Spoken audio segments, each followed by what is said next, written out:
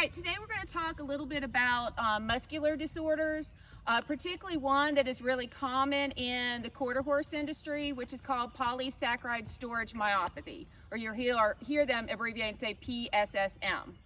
You may also hear equine polysaccharide storage myopathy. It really depends kind of on your horse breeds. You may hear them leave the equine off or add it on, but typically in the quarter horse industry, such as our quarter horse here, we talk about is polysaccharide storage myopathy.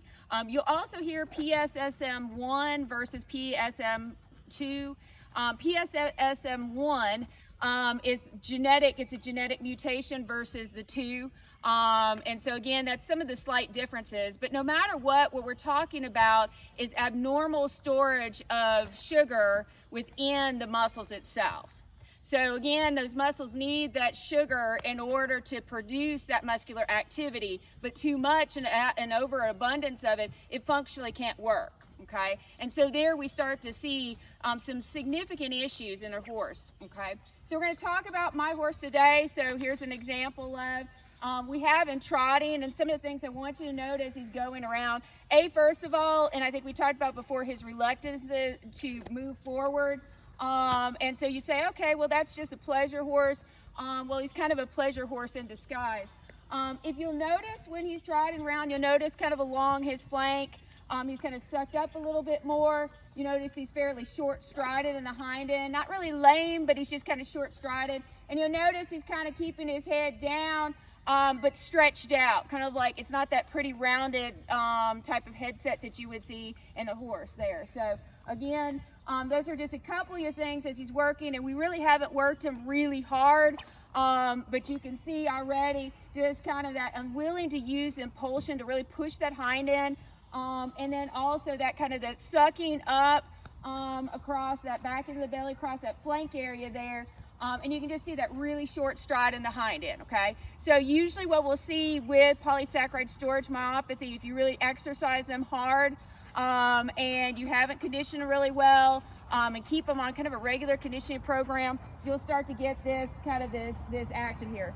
Nikki's already stopped there. So, and you see, he's wanting to stop, and you say, oh, he's lazy. Well, when he's really, really not, those muscles are working well, like we gave him off. Typically, you wouldn't want to give your polysaccharide storage myopathy horses too much off with us because of our show season kind of getting broken apart, not a lot of shows getting canceled. He's had a longer extended period than he should have. And because of that, you'll see we've got to gradually work him up because he's already starting to kind of tighten up across there. So that's something that we'll have to do. We'll keep him going for a little bit, and then we'll come up and stop him, and we'll feel him a little more. But I want to talk about a couple things you want to do.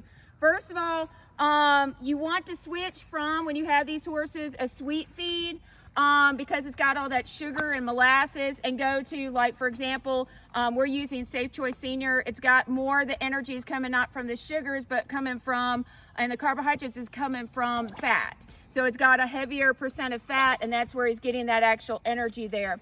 Other things supplement-wise, you want to make sure, especially while you're on the road and you're working, that they're very much hydrated.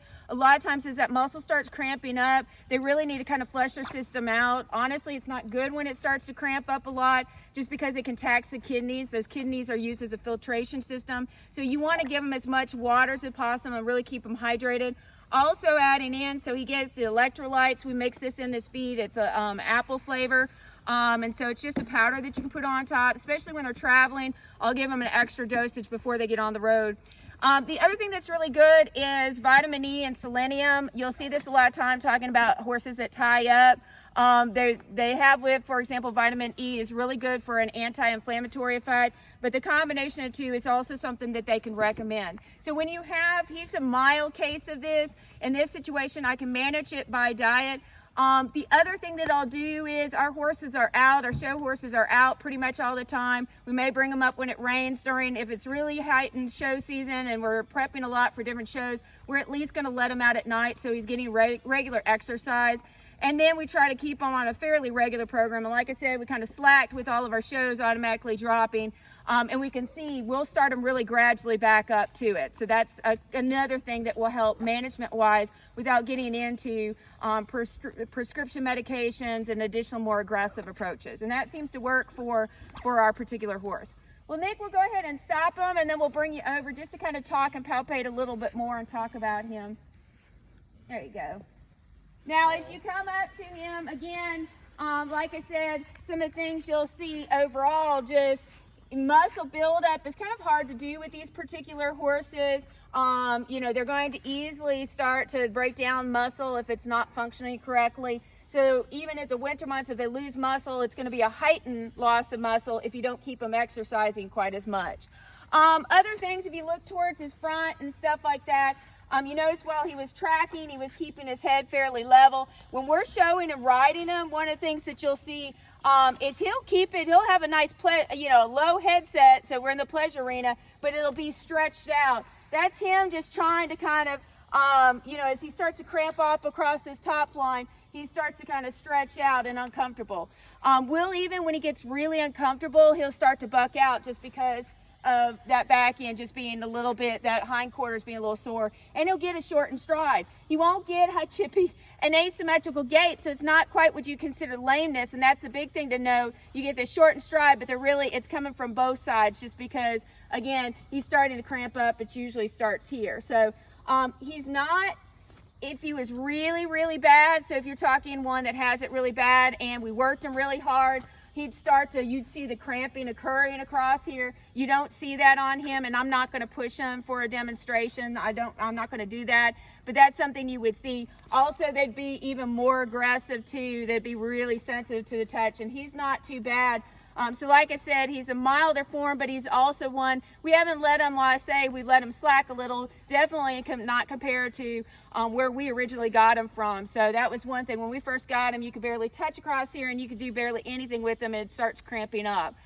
So again, good management makes a big difference with these particular horses. So that is something, as you're looking for horses, and you may come across one that has it, talk to your veterinarian. If you get one that gets diagnosed with them, if you work with your veterinarian, you can actually manage and still ride. We still ride and show this horse. We just take really good care of him, watch over him, and management just becomes key for these particular horses. But they could have a long show life and be an excellent addition to your family.